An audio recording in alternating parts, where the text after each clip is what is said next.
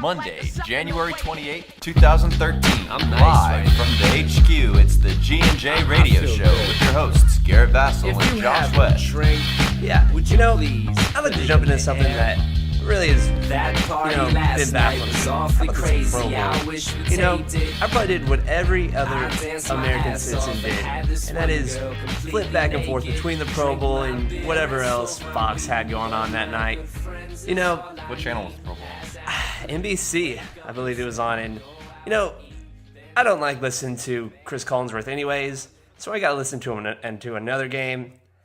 I'm just not a happy camper. I'm sure you don't like Chris Collinsworth as much as me. I mean, I just don't understand why people value his opinion. People think that they value he He had a Has a valuable few opinion, good but- seasons with the Bengals. with the Bengals as a receiver, but other As a than wide that, receiver. yeah, I mean, hard worker, knew the playbook. yeah, fundamentals. Yeah. Things people say that he's just credible, and he's not credible because of that. But that's not even my thing. The Pro Bowl, I understand that the NFL needs something like that. Every other pro sport has it. You have the All-Star game for the Major League Baseball. NBA has it. NHL for what we have in the NHL. But Pro Bowl, you just can't make a game at the end of the season and expect people to be all in it. They're not going to be, and it just shows in the ratings. No one watches it. I mean, I don't know what the exact TV ratings were, but I'm sure It was down compared to last year, about 35%. exactly. And I actually thought that the Pro Bowl this year was better than last year. Oh, so that was just for Milwaukee, but overall, I'm sure it was still down. I mean, these guys are it's coming just out stupid. here. These guys can get hurt. Yeah, General managers have to hate it. I mean, it's just an excuse to pay these guys more money to play in a game that doesn't matter, and they can exactly. get hurt. And maybe just instead of doing it, maybe just make an award show out of it. Bring back the skills competition. Yeah, I love the skills competition.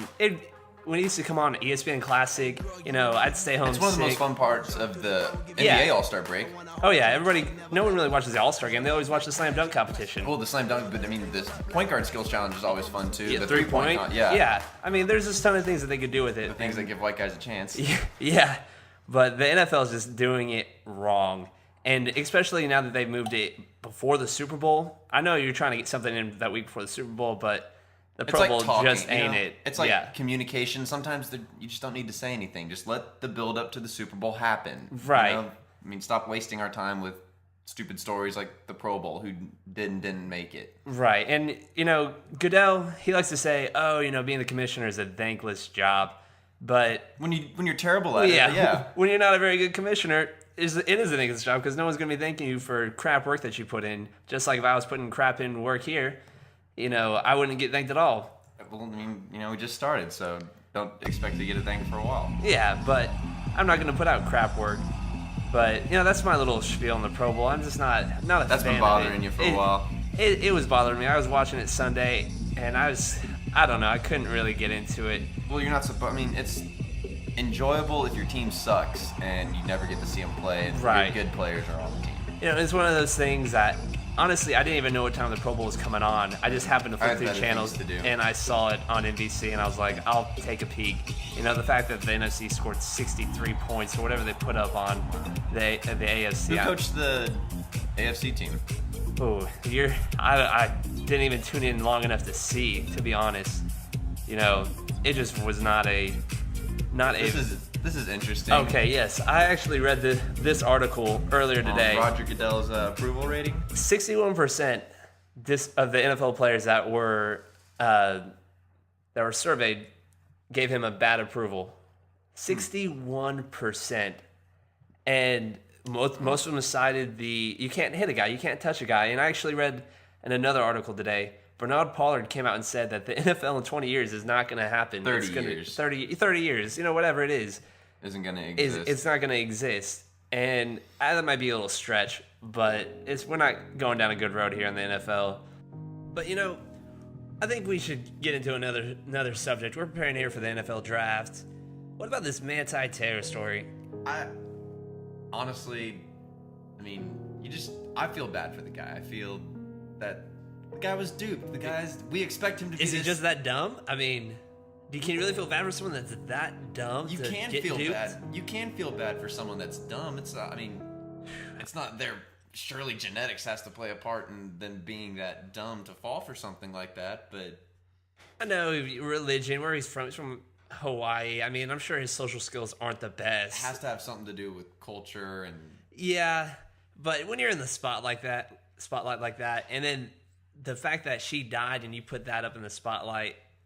I don't know. I mean, I know you shouldn't have gone along with it, but I mean, at the same time, what would you say if you're so far into this lie that you believe to be truth, and you don't want everyone else thinking that he's some idiot freak like he is? No, that it comes out to be now. I'm not, freak was a bad word, obviously, but right. Some dumb guy to fall for some chick on the internet that he met. You hear stories about it. It happens, and I understand people. Yeah, and he was so caught in this web that he couldn't find his way out, and that was the easiest way, because hey, if she's dead, then they can't bring her up, they can't ask her. Yeah, exactly. Like, don't bring it up, it's gonna be it's a taboo. It's a bad subject to bring up, but I don't know, he just can't be that. Do you think it'll affect his draft stock though? Not at all. He's still the second best linebacker in the draft. The funny thing is, actually, I've been looking at a lot of mock drafts lately, and a lot of experts, Kuiper and all the ESPN, talking heads have him moving down to somewhere in the 20s. I mean, they're saying that the Bears might have a chance to get him, which would. Hey, he'd be a great fit behind Brian Urlacher to learn from him. Yeah. But there's a lot of.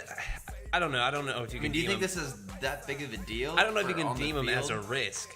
I mean, he's not a risk. He's not out getting drunk and driving his car like Jay Ratliff, right? Or any other cowboy name here. Insert Dallas Cowboy player. Yeah, I mean, he's not a risk. He's just dumb, and I mean, you don't have to be smart to play in the NFL as long as you got good instincts, which obviously he does have.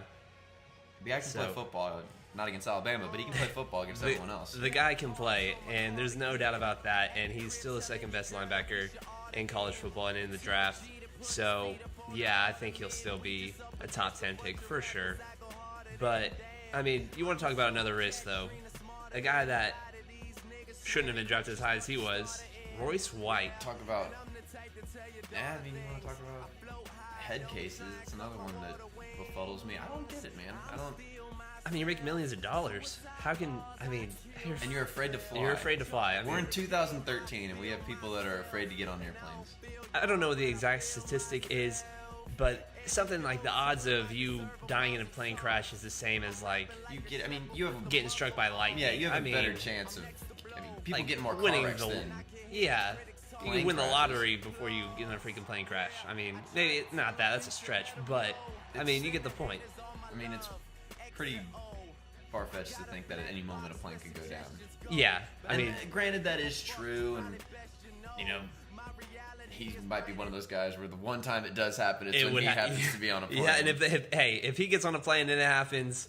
I just want to be the first one to say it on radio. Royce White, I apologize. Yeah, you're a lot smarter than we ever thought you were. Now you are giving up millions of dollars because you're afraid to get on a plane. Yeah. And I mean, I get it. 35,000 feet up in the air. You're in a steel death trap. Whatever you want to say. Whatever you want to call it. But I think if I was scared of flying and they offered me millions of dollars to play basketball for the rest of my life, yeah, I'm getting on that plane right away. It's something... I mean, it boggles the mind that... I still can't wrap my head around it. The guy will not get on an airplane. He'll ride with the team, via car. He'll travel anywhere the team is, but he just won't get on an airplane. And that makes it nearly impossible to play an entire NBA season because you're talking about having to play in Canada. You're having to talk about going all the way up to New York, all the way to, well, I guess not Seattle, but Sacramento. Well, maybe Seattle soon. Seattle we don't know, yeah.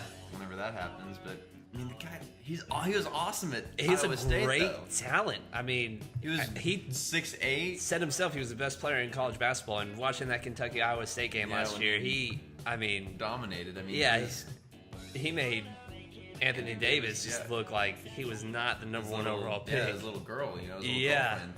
His little Lene Kakua is what he made it look like. I'm telling you, Anthony Davis was non-existent in that game, so that's a great comparison. I mean... It's really sad. It would be fun to see him play because his skill set. To see him. Yeah, his skill set's so different. Him and James Harden, Jeremy Ling, Chandler Parsons. They got a nice little squad there. Something that you can develop for the next 4 or 5 years, you hold that all crew young together. guys. I mean, that would be a really fun squad. I mean, I'm not saying they could compete for a title with Oklahoma they're City. not the Thunder. But they could be like a Nuggets, like a 4 seed every year, 3 or 4 seed. Maybe not. Three might be a stretch. 4 or 5 seed, and who knows? Once you get in the playoffs, anything can happen. That's true. And I think it's everyone the knows battle that. to get to the playoffs. Yeah, it's a totally different season. Once you're in it, throw everything out. Yeah, guys step up and people play defense. Yeah. So, and you got a guy like James Harden on your team who I guess you can call a veteran now. He's only like 23 years old, but 24.